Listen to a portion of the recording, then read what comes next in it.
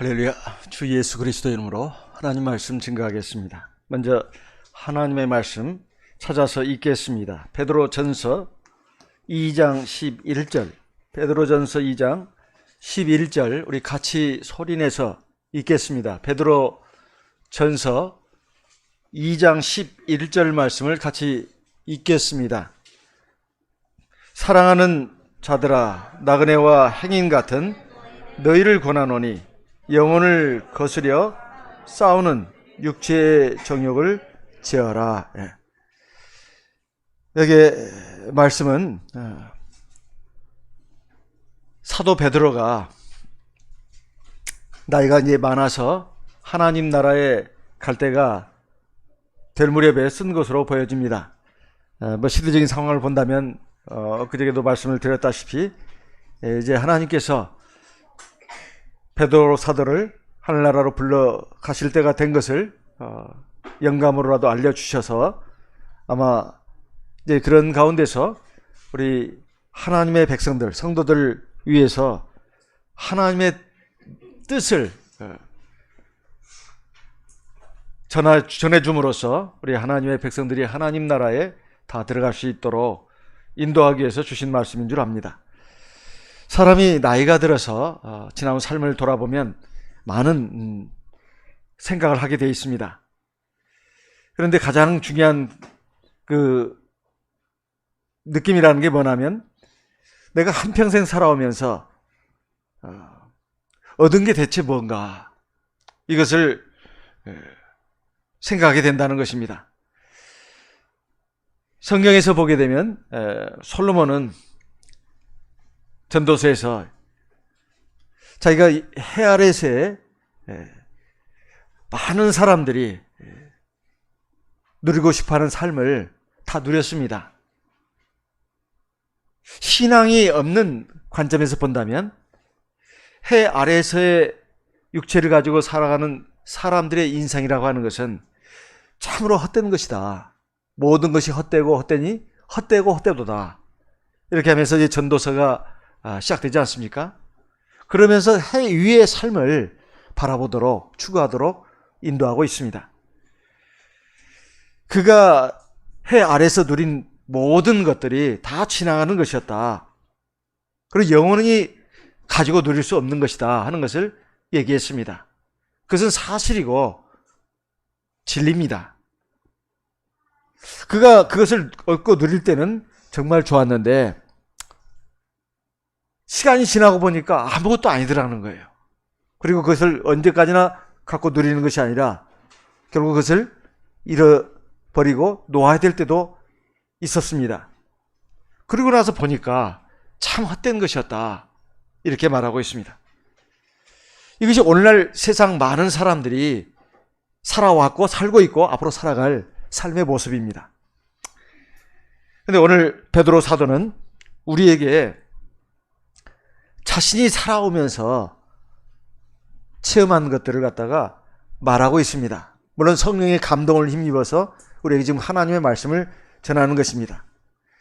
베드로 후서 1장 13절, 14절, 15절 말씀을 읽어보겠습니다. 베드로 후서입니다. 베드로 후서 1장 13절, 내가 이 장막에 있을 동안에 너희를 일깨워 생각하게 함이 옳은 줄로 여기노니. 14절, 이는 우리 주 예수 그리스도께서 내게 지시하신 것 같이 나도 이 장막을 벗어날 것이 임박한 줄을 알미라. 15절, 내가 함께 너희로 하여금 나의 떠난 후에라도 필요할 때는 이런 것을 생각나게 하려 하노라. 지금 사도 베드로가 자기가 지금 이 세상을 떠날 때가 임박했다는 걸 자기가 지금 안다는 거예요. 그러면서 내가 이 장막에 있을 동안에, 이 장막은 뭐 텐트를, 천막을 말하는 게 아니고 자기 육신을 말하는 것입니다. 육신. 내 육신을 갖고 있는 동안에 내가 너희들에게 꼭 해주고 싶은 말이 있다. 이것은 예수님께서 아마 나를 통해서 너희에게 해주시라고 하신 말씀인 줄 안다. 내가 떠난 후에라도 꼭 그 말이 너희들 마음속에 남아있어가지고 생각나게 하기를 원한다, 이런 말입니다. 근데 여기에 보게 되면 자기의 삶을 갖다가 장막에서 거주하면서 사는 인생으로 표현하고 있습니다. 그러니까 아주 짧은 시간 우리는 육체라고 하는 장막에 머물러 살지만은 결국은 어느 날에는 이 장막에서 벗어날 때가 온다는 거예요. 그러면 사람마다 대체 진정한 나는 누구겠습니까? 이건 육체라고 하는 이 장막이겠습니까? 아니면 육체 안에 있는 영혼이겠습니까? 육체 안에 있는 영혼이 진정한 자기입니다. 진정한 나는 언젠가 내 육체에서 빠져나가게 된다 이 말이에요. 우리 육체에 생명이 다하는 날 우리 몸에서 영혼이 빠져나가지 않습니까? 그래서 낙원 아니면 음부 둘 중에 하나로 갑니다. 오늘 하나님의 말씀이 우리에게 보여주는 것은 눈에 보이는 것은 잠시 잠깐이다 이 말이에요. 그게 바로 장막입니다. 눈에 보이지 않는 것은 영혼이에요. 첫째는 내 영혼입니다. 영혼은 절대 죽지 않습니다. 나중에 낙원에 가서 살지 음부에 가서 살지 그리고 나중에 천국에 들어갈지 지옥에 들어갈지 갈림길이 나옵니다만 그 영혼은 절대 죽지 않는 거예요. 심지어 우리 육신도 주님께서 재림하시는 날은 다 부활을 합니다. 다 부활을 해요. 살아난다 이 말이에요. 지금의 육체가 아니라 신령한 몸으로 부활합니다. 그래서 진정한 나라고 하는 것은 사실은 이 육체의 장막 안에 있는 내 영혼이다 이런 말이에요. 근데 신앙이 없는 세상 사람들에게는 뭐가 중요하겠습니까? 장막이 중요해요. 육체가 중요합니다. 신앙이 약한 성도들도 자칫 그러기가 쉬워요. 영혼보다는 육체가 더 중요하다는 겁니다. 장막이 더 중요하다는 거예요. 사실 육체를 가지고 살아있는 이 삶도 참 즐겁습니다. 만족스러워요. 물론 때때로 고통을 겪기도 하고 슬픈 일을 만나기도 하지만 참 우리가 살아있다고 하는 것처럼 기쁘고 즐겁고 행복한 것도 없어요. 그렇지만 육체가 생명이 끝나게 되면 모든 게 다 끝나는 것입니다. 실제로 우리의 삶을 보더라도 그러지 않습니까? 이 장막은 영어로 말하면 텐트입니다. 또 우리말 많이 쓰는 걸로 한다면 천막이죠. 근데 이게 잠시 잠깐 사용하는 거 아니겠어요? 요즘은 코로나 때문에 어렵게 됐습니다만 휴가철 되면 사람들이 이제 여행을 가지 않습니까? 근데 워낙 참 피서철에는 숙박 시설을 잡기가 어려워서 야영을 하는 사람들도 많습니다. 그런 분들을 놓고 본다면 3일이 됐든 5일이 됐든 일주일이 됐든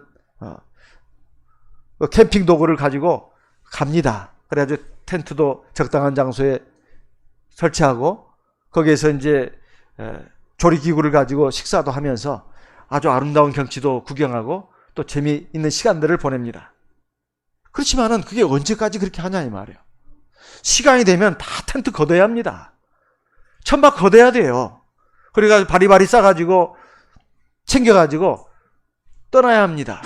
어디로요? 자기 집으로. 우리도 마찬가지입니다. 우리가 이 육체의 장막을 가지고 이 세상에 살고 있는데 언제까지 사는 게 아니다 이 말이에요. 몇십 년 사는 이 세상의 삶이라고 하는 것은 잠시 잠깐의 삶입니다. 그래서 이 장막이라고 하는 것은 우리가 영원히 살 수 없는 그런 이 세상을 또한 상징하기도 합니다. 우리는 우리의 집으로 돌아가야 합니다. 바로 아버지가 계신 곳. 아버지 집으로 가야 된다 이 말이에요. 그 아버지 집은 우리에게 주시겠다고 하나님이 약속하신 천국을 말합니다. 우리가 어떤 때는 세상에 사는 것도 참 즐겁고 재미난다 이렇게 느낍니다. 특별히 젊은 시절에는 세상의 모든 것들이 다 좋은 것처럼 느껴져요. 우리가 앞에 뭐가 좋은 것들이 뭐 있는 것처럼 기대가 됩니다. 그러니까 세상을 사는 건지도 몰라요. 그렇지만 중요한 것은 어찌됐든 간에 그 시절은 영원히 오래 계속되는 게 아니라는 것입니다. 장막은 걷어져야 되는 것이고 우리는 거기에서 벗어나야 합니다. 베드로 사도가 오늘 자기의 지금 입장을 말하면서 지금 내가 떠날 때가 됐다.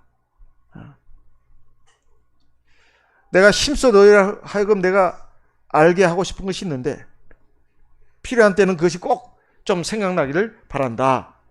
그러면서 14절에 보면 우리 주 예수 그리스도께서 내게 지시하신 것 같이 나도 이 장막을 벗어날 것이 임박한 줄을 아노라. 자기가 지금 세상을 떠나는 것이 주님이 자기한테 지시했다는 거예요. 요한복음 21장 18절에 보면 베드로 사도가 예수님의 품에 안겨가지고 예수님을 막 좀 쳐다보고 있는데 요한 사도가 예수님의 품에 이렇게 있는데 베드로 사도가 묻지 않았습니까? 그래서 이제 그 베드로 사도에 대해서 지금 주님이 하신 말씀을 보게 되면 젊어서는 네가 스스로 띠를 띠고 원하는 곳으로 다녔거니와 늙어서는 네 팔을 벌리리니 남이 네게 띠를 띠우고 원치 아니하는 곳으로 데려가리라.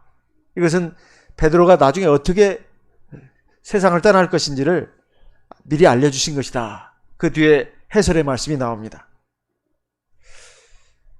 우리도 죽을 때 장막을 떠나서 집으로 돌아가야 됩니다. 근데 사실 이것은 두려운 게 아니에요. 우리가 사실은 간절히 원해야 되는 것입니다. 우리가 정말로 산 소망을 갖고 있다면 이 소망은 우리가 이 세상에 사는 동안에 어떻게 살아야 할 것인지 이것을 알려줍니다. 베드로후서 1장 15절에 아까 읽은 말씀에 보게 되면 내가 떠난 후에라도 너희가 그것이 꼭 생각나야 된다. 이런 그 말씀입니다.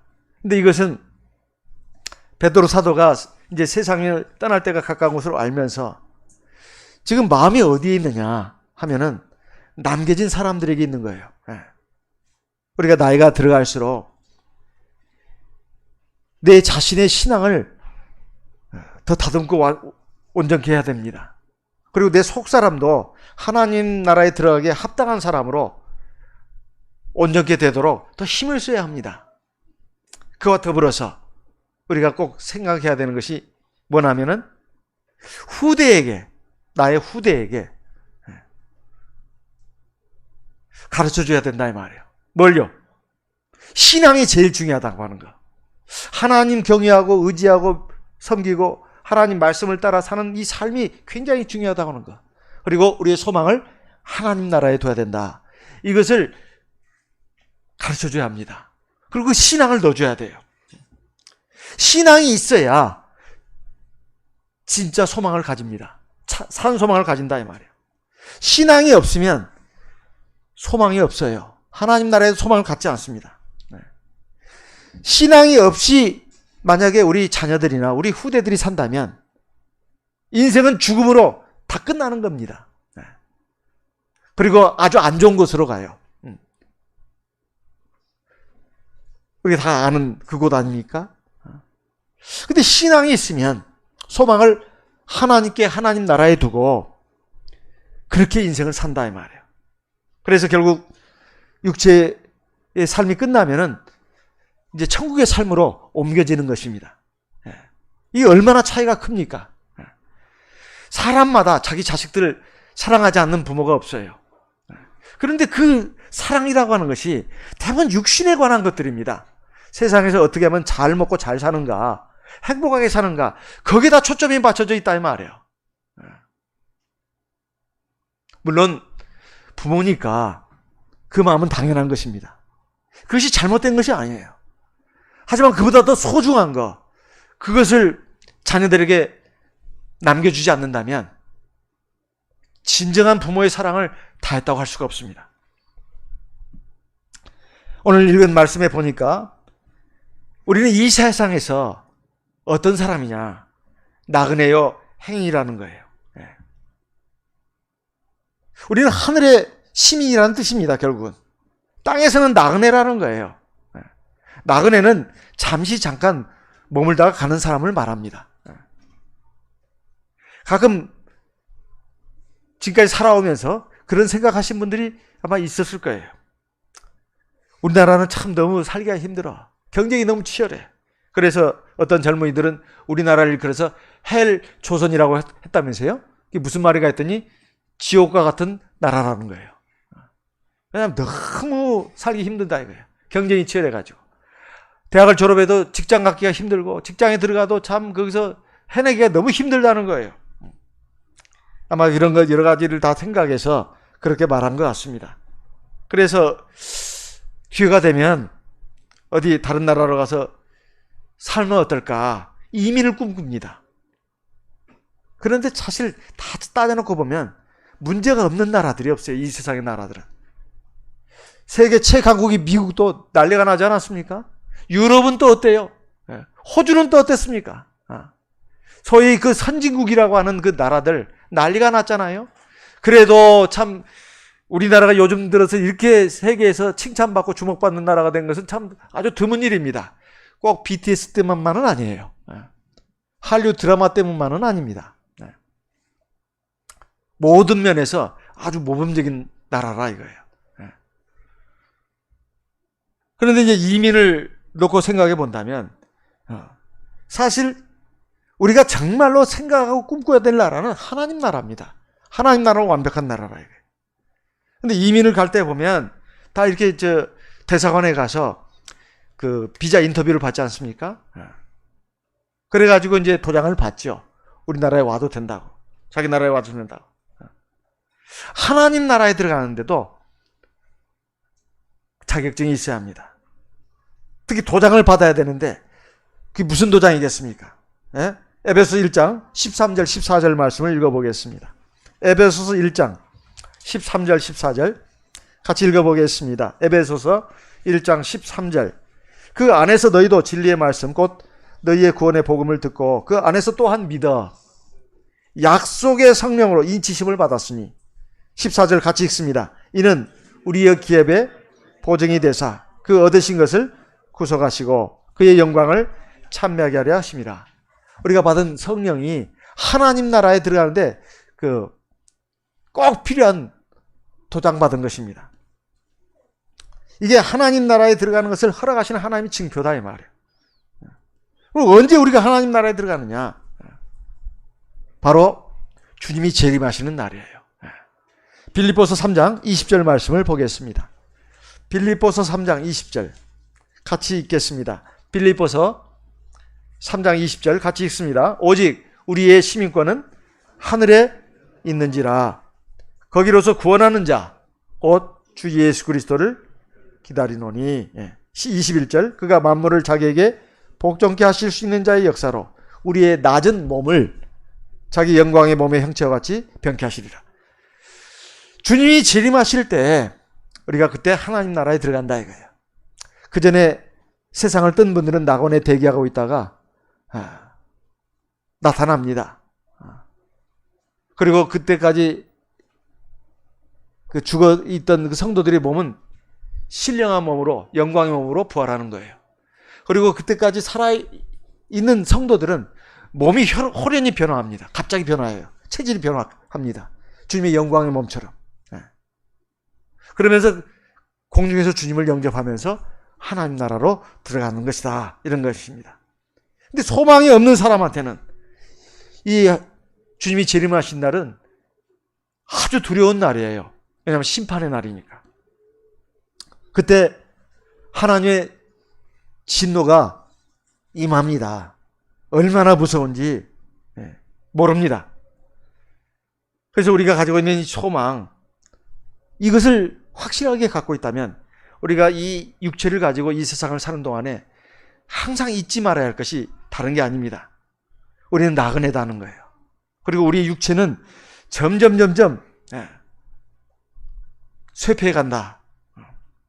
그러나 주님이 오시면 우리의 낮은 몸을 갖다가 주님의 영광의 몸처럼 우리도 그렇게 변화가 된다는 거예요. 사실 이것을 주님이 먼저 보이셨습니다.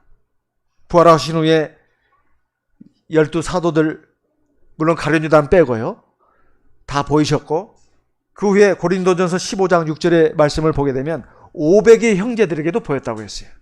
내가 부활한 게 확실하다. 그것도 육체로 부활했다는 거. 우리가 세례받고 성령을 받으면 그 성령이 바로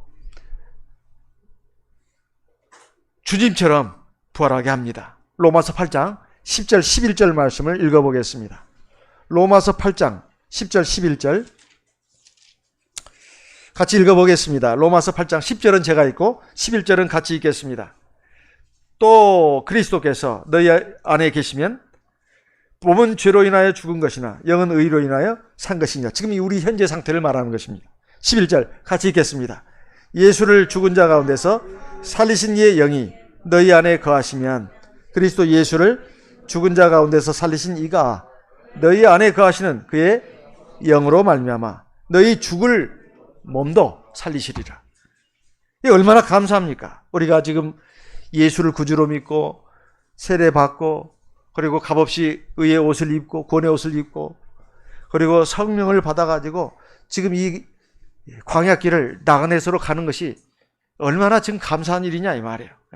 우리는 하나님 나라의 시민권자다 이런 말입니다. 그래서 이 세상에서의 나그네의 삶을 마치면 하늘나라 집에 들어가게 되어 있습니다. 그렇다면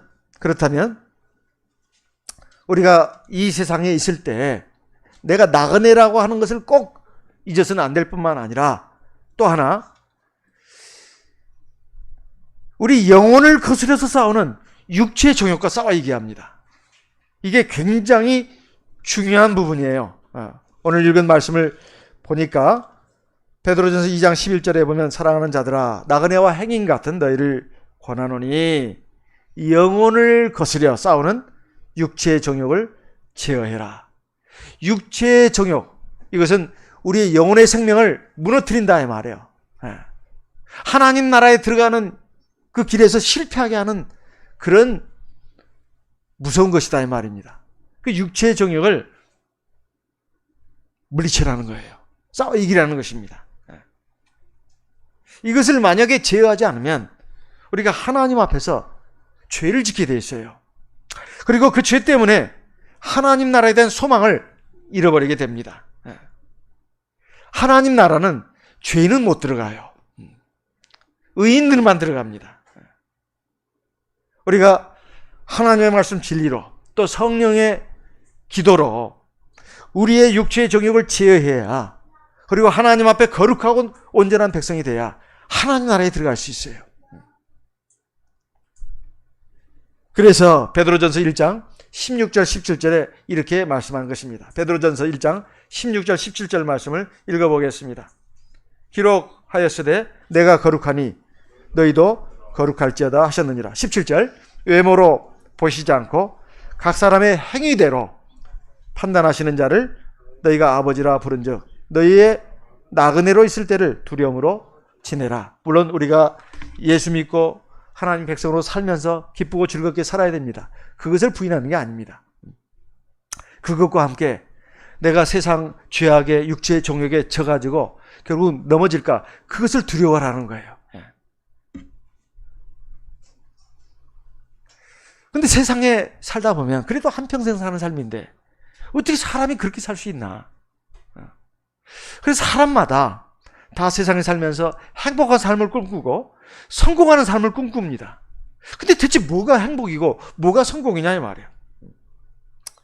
우리가 무대의 연극을 본다면은 두세 시간 후면 끝이 납니다. 세상의 삶도 마찬가지예요. 세상에서 내가 무슨 역할을 하면서 살았던 간에 몇십 년면 다 끝납니다. 세상에서 성공이라는 것도 다 지나가는 것이다 이 말이에요. 그래서 세상에서 내가 얼마나 성공했느냐, 내가 학벌이 어느 정도고 어떤 직업을 가졌고 우리 자식들도 어떤 학교를 나왔고 어떤 직장을 가졌고 돈을 얼마나 벌고 나중에 어떻게 어떤 사람이 됐느냐, 사실 이게 결정적으로 중요한 거 아니에요. 잠깐일 뿐입니다. 그것이 가장 중요한 것은 하나님 하나님께서 우리 보고 들어가라고 하신 곳에 들어갈 수 있느냐 없느냐는 거예요. 하나님께서 우리 보고 들어가라고 하시는 곳이 어디죠? 두 글자인데 첫 글자가 천자로 시작합니다. 그래서 천국이죠. 네 글자로 말한다면 하자로 시작해요. 하자. 아니, 네 글자가 아니구나. 네 글자가 되네. 하늘나라.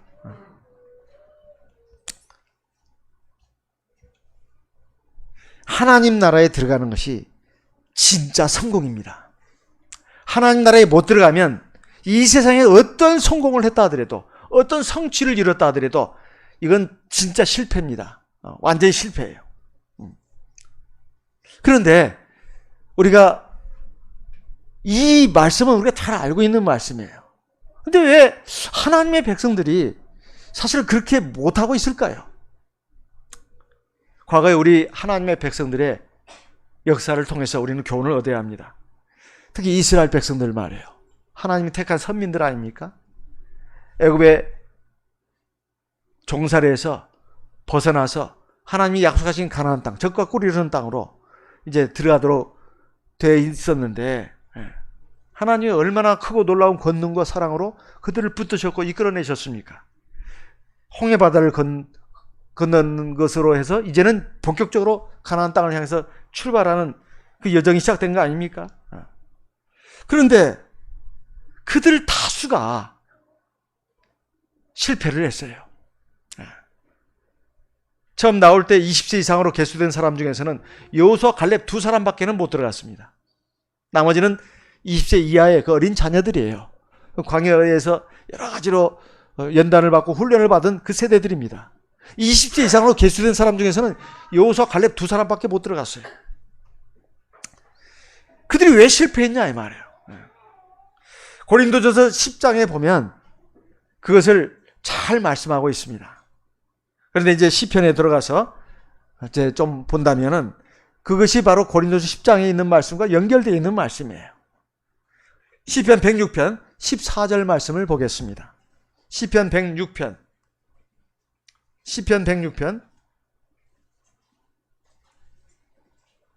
14절. 시편 106편 14절. 광야에서 욕심을 크게 바라며 사막에서 하나님을 시험하였도다. 이스라엘 백성들이 가나안 땅에 못 들어가고 많이 실패를 했는데, 거의 다 실패했는데 20세 이상 계수된 사람 중에서 거기에 그 이유 중에 하나가 광야에서 욕심을 크게 바랬다는 거예요. 그리고 사막에서 하나님을 시험했다는 겁니다. 뭘 가지고 지금 말씀하는 걸까요? 이스라엘 백성들이 먹을 것이 없어서 그랬습니까? 아닙니다. 있었어요. 날이면 날마다 하늘에서 만나가 내려왔어요. 6째 날에는 이틀분의 양식이 내려왔습니다. 충분히 다 배불리 먹을 정도였어요. 근데 욕심을 크게 바랬다는 거예요. 대체 무슨 욕심일까요? 고기 욕심이에요. 고기 욕심. 애굽에서 먹었던 고기, 좋은 음식이 그렇게 먹고 싶었어요. 근데 광야에서 어떻게 고기를 먹을 수 있냐고 하면서 하나님을 시험했습니다. 근데 하나님한테는 이게 굉장히 간단한 일이었어요. 모세가 너무 답답하고 괴로워서 하나님께 하소연을 했더니 하나님께서 바람이 불게 해가지고 이스라엘 진중에 수많은 메추라기들이 떨어지게 했습니다. 날짐승들이죠. 새입니다. 그것을 먹는데 막 엄청난 양의 고기예요. 아주 다 이스라엘 백성 다 먹을 수 없을 정도였습니다. 그런데 하나님께서 이스라엘 백성들 치셨어요. 그것이 바로 민수기 11장에 나옵니다. 많은 사람들이 죽었습니다. 그런데 여기에 보게 되면 중요한 말씀이 나옵니다. 15절 같이 읽어보겠습니다. 시편 106편 15절입니다. 같이 읽어보겠습니다. 여호와께서 저희의 요구한 것을 주셨을지라도 그 영혼을 파리하게 하셨도다. 그러니까 그들이 막 욕심을 부렸어요. 고기 먹고 싶다고. 그래서 원 없이 막 줬습니다. 근데 중요한 것이 뭐예요? 그 영혼은 약해졌어요. 우리도 마찬가지입니다.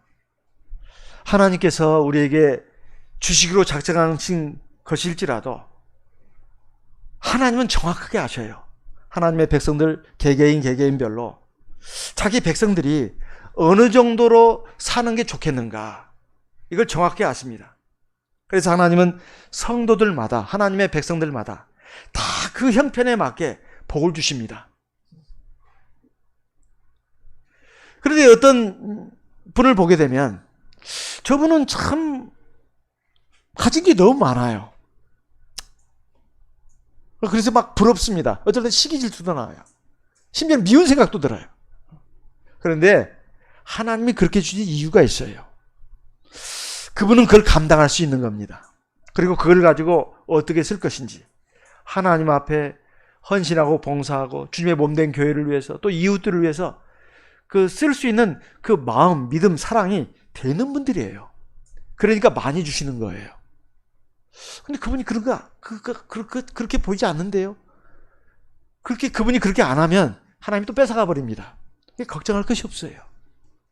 어떤 분을 놓고 너무 부러워하거나 시기 질투할 필요가 없는 게 그겁니다. 그분은 그런 믿음이나 사랑이 있는 거예요.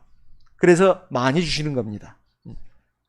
그분 앞에 열등감 느낄 필요가 없어요. 패배감 느낄 필요가 없어요. 근데 그분이 그렇게 안 하면 하나님이 그거 다 뺏어가 버립니다. 또 지금까지 우리 교회 역사를 보더라도 알 수가 있어요. 나는 하나님이 내 믿음과 내 여러 가지 것에 맡겨 주시는 거예요. 넘치게 주시면 나한테 해가 되는 겁니다. 내 영혼이 약해져요. 왜? 하나님 믿고 의지하지 않거든요. 내게 돈도 많고 학벌도 좋고 직장도 좋고 뭐 하나님 뭐 믿고 의지할 게 뭐가 있어요. 내가 지금 가진 거라도 충분히 세상에서 잘 살 수 있는데 뭐가 아쉽다고 하나님 찾습니까? 예? 그냥 내 힘으로 충분히 살 수 있는데, 사실 그 자기 건 아닌데 하나님 맡기신 건데 그걸 모르거든요. 그 사람이 그 대신 영혼이 약해집니다. 하나님 믿고 의지하지 않아요. 그 삶이 행복한 삶이 될까요? 인생은 끝까지 가봐야 합니다. 눈앞의 것만 보면 안 돼요, 절대로. 지금 잘 사는 것 같아도 그게 인생의 결론이 아닙니다. 끝까지 봐야 알아요. 하나님께서 우리가 하나님 나 좋은 직장 주십시오, 돈 많이 벌게 해주십시오, 우리 자식들 잘 살게 해주십시오, 육신적인 것만 자꾸 구하다 보면, 그리고 막 금식까지 해가면서 구하다 보면 하나님 주실 수도 있습니다. 절대로 그러나 잊어서는 안 되는 게 있어요. 그 영혼은 약해진다는 거예요. 세상에 물질적인 것, 육신적인 것을 많이 가지면 가질수록, 그것도 욕심으로 말해요. 탐욕으로. 가지면 가질수록 그 위험성도 그만큼 커지는 거예요. 어떤 위험성이요? 영혼이 약해진다는 거예요. 영혼이. 욕망이 너무 크면 영혼이 약해지게 되어 있습니다. 20년 전, 30년 전, 40년 전 우리 참예수교회, 그때 굉장히 큰 힘이 있었어요. 그때 성도들의 생활이 어땠습니까? 지금 우리의 생활보다도 더 경제 수준이 낮았어요. 그리고 생활은 심플했습니다. 단순했어요. 뭐 지금처럼 집집마다 막 온갖 전자기기, 뭐 생활에 그 필요한 모든 것들이 갖춰져 있지 않을 때예요. 저는 어렸을 때 기억납니다. 전기밥솥이 언제 나왔는지. 그 전에 그 골롱과 서귀 풍로에다가 연탄불에다 밥을 지어 먹었어요. 제가 어린 시절에 보면. 근데 그 뒤에 언제 보니까 급속도로 몇십 년 사이에 어마어마하게 바뀌더라고요. 지금 얼마나 편리한 세상이 됐냐 이 말이에요. 그리고 재미난 것이 얼마나 많아요. 그래서 그때 성도들의 마음은 전적으로 하나님을 향할 수가 있었습니다. 기도를 해도 막 절박하게, 그리고 단순한 마음으로 하나님을 찾아요. 하나님 외에는 도와줄 분이 없어요, 사실은. 근데 지금은 그게 아니다 말이에요. 너무나 여유로워요. 풍요롭다고 말이에요. 넘친다 그 말입니다. 그러니 얼마나 뭐 하나님을 향해서 마음이 간절하고, 그렇게 굉장히 약해졌어요. 육신적으로는 굉장히 삶이 풍요로워졌는데, 넉넉해졌는데, 그 대신 우리 영혼이 약해졌다 그 말입니다. 영혼이 약해졌다는 건 신앙이 약해졌다 그 말이에요.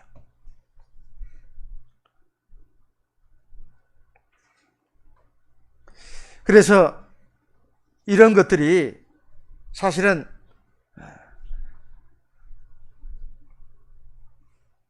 현재 우리의 삶이 대단히 풍요롭다 해서 이게 꼭 좋은 것만은 아니다 하는 것입니다. 물론 하나님의 은혜입니다. 그럼에도 불구하고 우리 마음이 가난하다면 그 사람은 정말 믿음 있는 사람이에요. 그리고 정말 그 사람의 앞으로의 삶은 걱정 안 해도 됩니다. 근데 물질적으로 풍요하면서도 신앙적으로도 이렇게 참 바로 서 있는 분들을 보면 참 기가 막혀요. 참 저 사람은 보통 사람이 아니네. 근데 육신적으로도 참 굉장히 좀 어려우면서 그런데도 막 하나님을 향해서 마음이 이렇게 하는 것이 아니라 어떻게 하면 내가 더 잘 살 것인가, 우리 자식들도 잘 살게 할 것인가, 거기다만 온갖 마음과 그냥 그것이 막 있어가지고 하나님을 믿고 의지하고 하나님을 찾고 간절히 구하고 이것이 없다 그 말이에요. 이게 얼마나 이게 불쌍한 인생입니까? 예? 육신적으로도 그렇게 크게 만족스럽지 못하면서 본인이 생각할 때, 그리고 하나님 앞에도 신앙적으로도 아주 부실하기 짝이 없어요. 그렇게 이게 10년, 20년, 몇십 년 살다가 끝난단 말이에요. 그럼 하나님 나라도 또 못 들어가요. 이게 얼마나 기가 막힐 노릇이에요. 예? 땅을 치고 이거 진짜 원통한 일 아닙니까? 어쨌든 신앙생활이라고 하는 것이 시간도 쓰고 마음도 쓰고 다 많이 쓰잖아요, 우리가. 근데 나중에 하나님 나라도 못 들어간다면 이것처럼 슬픈 일이 어디가 있겠어요? 우리의 궁극적인 소망이 천국이라면 우리에게 가장 필요한 것이 뭔가, 이걸 생각해 봐야 합니다. 세상의 욕망이 지나치게 많으면 하늘을 향한 우리의 영혼은 더 약해지게 돼 있어요. 그게 뭐가 참치이겠습니까? 내가 추구하는 것이 내 영혼을 약하게 하는 것인가 아닌가, 이걸 먼저 생각해야 합니다. 내가 감당할 수 있는가 감당할 수 없는가, 이걸 생각해야 돼요. 나와 하나님과의 관계에 악영향을 끼치는 것이라면 결코 좋은 게 아니에요.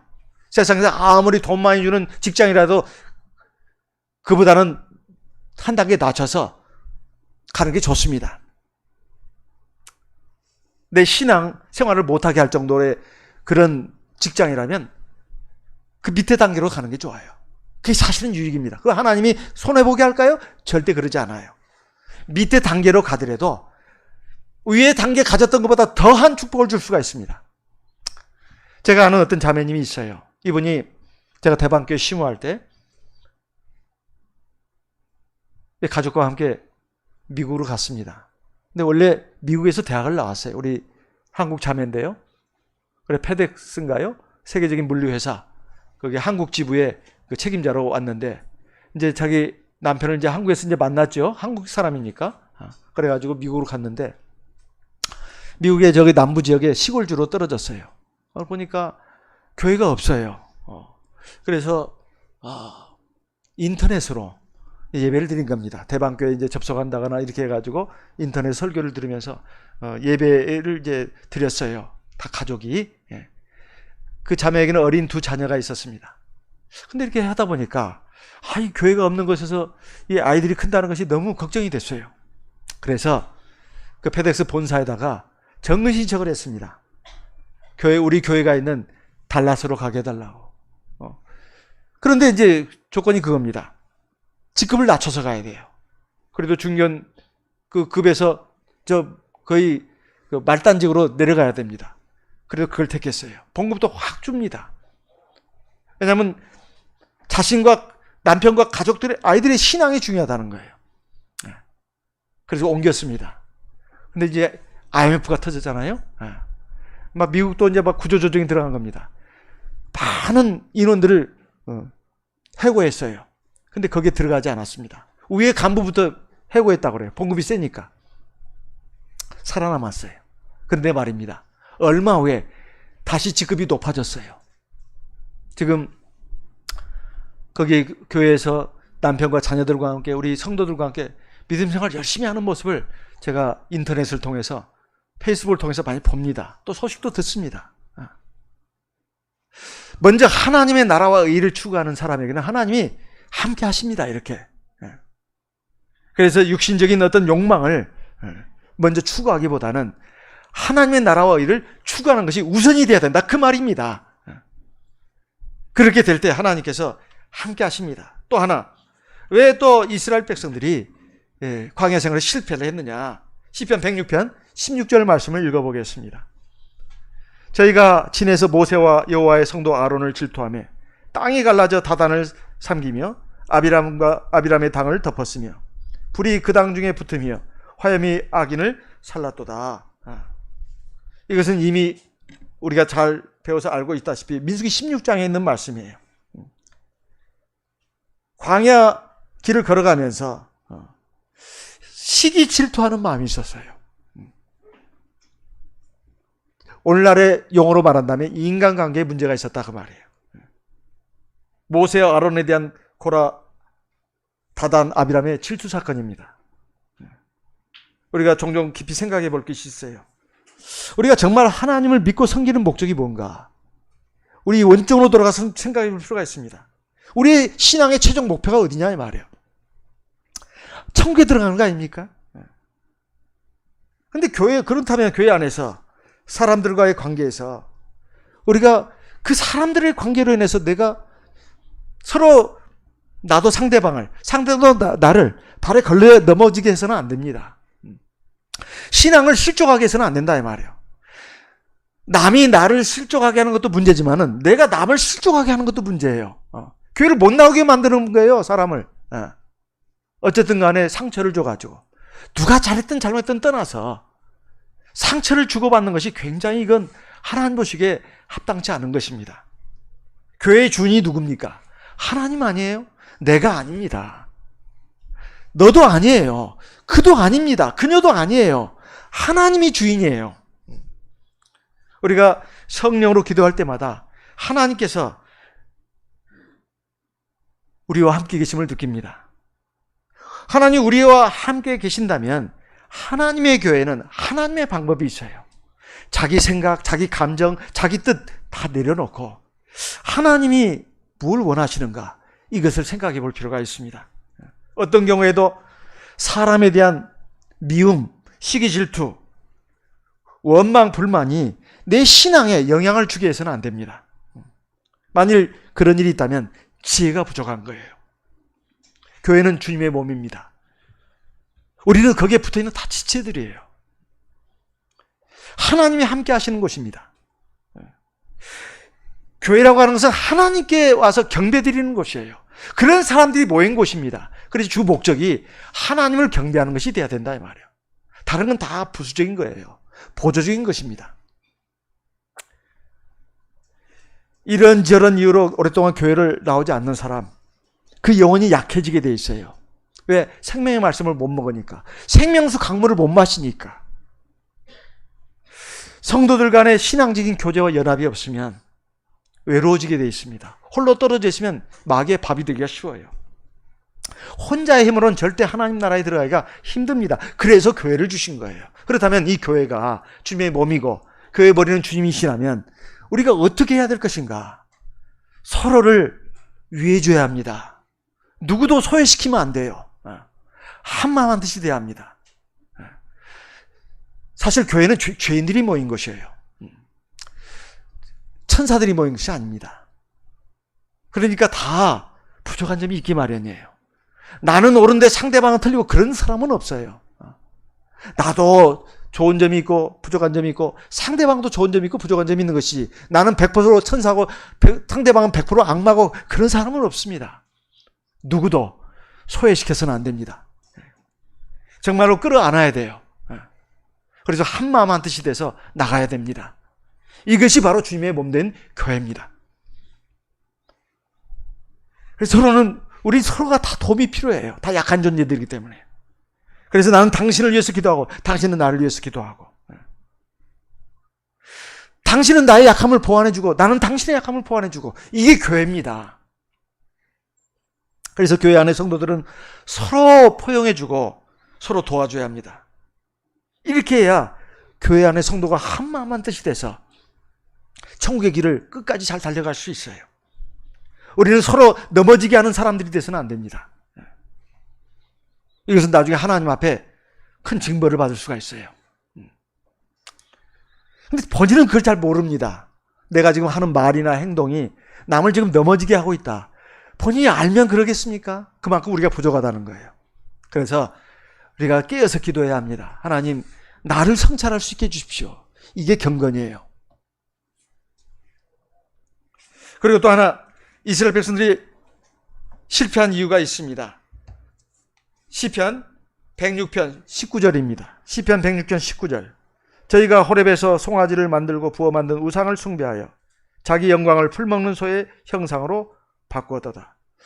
지금 이스라엘 백성들이 넘어진 이유 중에 하나는 고린도서 10장에도 그대로 나옵니다. 저희가 우상을 섬겼다는 거예요. 우상은 두 종류가 있어요. 세상 사람들이 만들어 섬기는 우상입니다. 또 하나는 말이에요. 이스라엘 백성들이 만드는 우상이 있어요. 이거 다 우리의 신앙을 약하게 하는 것이고 하나님 앞에서 넘어지게 하는 것들입니다. 교회 안에도 그렇습니다. 교회 안에도 자칫 잘못하면 우상이 들어올 수 있어요. 세상 사람들이 섬기는 우상이 우리 교회 안에 들어올 수 있어요. 뭐 재물, 명예, 권세, 이것을 탐하는 마음. 꼭 형체만이 있는 것이 우상이 아닙니다. 그다음에 교회 안에서 만들어진 우상도 있어요. 교회 안에서 스스로 하나님의 백성들이 만드는 우상도 있을 수 있다 이거예요. 다 조심해야 될 것들입니다. 어쨌든 우상이라고 하는 것은 하나님의 영광을 빼앗는 거예요. 하나님을 밀어내고 그 자리를 차지하는 게 우상입니다. 하나님 주권을 빼앗는 거예요. 하나님 존재를 부인하는 것입니다. 그게 우상이에요. 우리 마음에서 추구해야 될 것은 하나님의 영광을 나타내는 것입니다. 그리고 모든 영광을 하나님께 돌리는 거예요. 하나님 주권을 인정하는 것입니다. 그래야 진정으로 우리가 하나님을 섬기는 거예요. 이스라엘 백성들은 이런 점에서 실패했습니다. 우리는 그것을 교훈으로 삼아야 되겠습니다. 그리고 또 하나, 음행입니다. 음행. 시편 106편 39절. 시편 106편 39절. 저희는 그 행위로 더러워지며 그 행동이 음탕하도다. 그러므로 여호와께서 자기 백성에게 맹렬히 도하시며 자기 기업을 미워하사. 오늘날 세상이 많이 음란해지고 있습니다. 꼭 엠번방 사건만 들을 것이 아니라 사실은 굉장히 음란해지고 있어요. 이것이 이 교회까지 이제 밀려 들어오는 지금 그런 위험한 순간들입니다. 그 음행의 죄가 우리 안에 들어오지 않도록, 우리 또 자녀들에게 틈타지 않도록 우리가 깨어서 살피고 기도해야 되겠습니다. 그리고 마지막으로 시편 106편 24절. 시편 106편 24절. 저희가 낙토를 멸시하며 그 말씀을 믿지 아니하고. 25절. 저희 장막에서 원망하며 여호와의 말씀을 청종치 아니하였도다. 원망입니다. 원망, 불평. 왜 원망하고 불평했을까요? 걸어가는 길이 너무 힘들다 이거예요. 너무나 힘들다 이거예요. 민수기 14장에 있는 말씀이에요. 사실 광야길은 굉장히 힘든 길이에요. 뜨겁지요, 메마르지요, 거친 길입니다. 근데 이게 꼭 걸어가야 되는 길이에요. 믿음 생활이라고 하는 것이 간단치가 않습니다. 우리 믿음 생활은 주로 교회를 통해서 이루어지잖아요. 교회 생활이 쉽지가 않아요. 아까도 말씀드렸다시피 죄인들이 모인 곳이다 보니까 인간관계에서 오는 갈등과 다툼, 분쟁도 참 이게 무시 못합니다. 하나님 나라에 들어가는 것은 맞는데, 또 믿음 생활 하나님만 경외하고 하는 건 맞는데, 누가 꼴보기 싫어가지고 교회를 나가기 싫다 이 말이야. 누가 나에게 상처를 주고 교회 오면 아주 나에게 그냥 상처 주는 말을 톡톡톡 던진다 이 말이야. 근데 그 사람은 그걸 모릅니다. 자기가 몰라요. 자기가 그렇게 하면서도. 근데 당하는 사람만 아는 거예요. 그러다 보니까 참 이 교회가 왜 이 모양이냐. 그래서 막 그 원망과 불평이 일어날 수밖에 없어요. 근데 이 어려움을 다 이겨내야 합니다. 정말 하나님 나라에 대한 소망이 없다면 우리가 이 천국 길을, 이 광야 길을 끝까지 걸어가기가 굉장히 어렵습니다.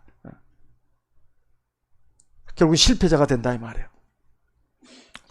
정말 우리가 추구해야 될 것이 뭐냐? 하나님 나라 아닙니까? 이 세상은 나그네 길이고 행위로서의 삶입니다. 잠시 잠깐 하면 끝나는 거예요. 우리가 서로 지금 만나고 있는 사람들, 심지어 가족들도 마찬가지예요. 결국 나중에 남는 것은 나 하나밖에 없습니다. 근데 나를 영원히 떠나지 않는 분이 있어요. 하나님 아버지밖에 없어요. 내 배우자도 내 자녀들도 나중에는 다 육신의 삶에서는 헤어지게 되어 있습니다. 그러나 끝까지 나와 함께 하시는 분, 나를 이 세상에 내보내시고 나를 구원해내시고 나를 자기 백성으로 자기 신부로 삼아주신 분, 그 하나님은 절대로 나를 버리지 않습니다. 내가 하나님을 버리지 않느나. 그리고 하나님과 하나님 나라의 소망을 두고 내가 이 세상에서 하나님과 함께 동행하면서 나그네와 행인으로 산다면 하나님은 절대적으로 나를 버리지 않습니다. 내가 부족해도 여러 가지로 약해도 하나님 절대 나를 버리지 않아요. 하나님 나라로 인도해 드리십니다. 우리에게 주신 천국에 대한 약속, 그것을 가진 사람은 반드시 그것이 소망이 되어야 합니다. 그리고 그것을 이루기 위해서 지혜를 가져야 합니다. 그 지혜는 지난날 우리 믿음의 선조들이 실패했던 것을 반면교사로 삼아야 합니다. 고린도전서 10장에 있는 말씀을 보겠습니다. 고린도전서 10장. 고린도전서 10장 11절 같이 읽어보겠습니다. 11절 12절 같이 읽습니다. 저희에게 당한 이런 일이 거울이 되고 또한 말세를 만난 우리의 경계로 기록하였느니라. 12절 그런즉 선질로 생각하는 자는 넘어질까 조심하라. 13절도 읽겠습니다. 사람이 감당할 시험 밖에는 너희에게 당한 것이 없나니 오직 하나님은 미쁘사 너희가 감당치 못할 시험당할 허락지 아니하시고 시험당할 즈음에 또한 피할 길을 내사 너희로 등이 감당해 하시네. 어떠한 시험이 오더라도 다 감당할 수 있게 하십니다. 근데 어떤 시험은 감당 못할 시험도 있어요. 나는 감당할 그 다 돼 있는데 도저히 내 역량을 벗어나는 거예요. 그럼 피할 길을 주시는 거예요. 피할 길을. 어쨌든 하나님과 하나님 나라에 대한 소망을 잃지 않고 하나님과 하나님에 대한 믿음을 잃지 않고 내가 나그네로서 행인으로서 이 세상을 가는데 하나님의 손을 붙잡고 하나님과 동행하는 그 삶을 살 수 있도록 인도해 주십니다. 그 하나님이 저와 여러분에게 함께하고 있습니다. 나그네와 행인 같은 너에게 고난이 내 영혼을 거스려 싸우는 육체의 정욕을 제하라. 오늘 저와 여러분의 주신 하나님의 말씀인 줄 압니다. 우리 이 믿음의 길을 끝까지 잘 달려가서 하나님 나라에서 화이팅하면서 우리 서로 기쁘게 또 만나는 그 시간 갖기를 바랍니다. 그러고 보니까 제가 무슨 유언의 말씀을 하는 것 같네요. 좀 미리 땡겨서 말하는 것입니다. 자, 같이 묵도하겠습니다. 할렐루야.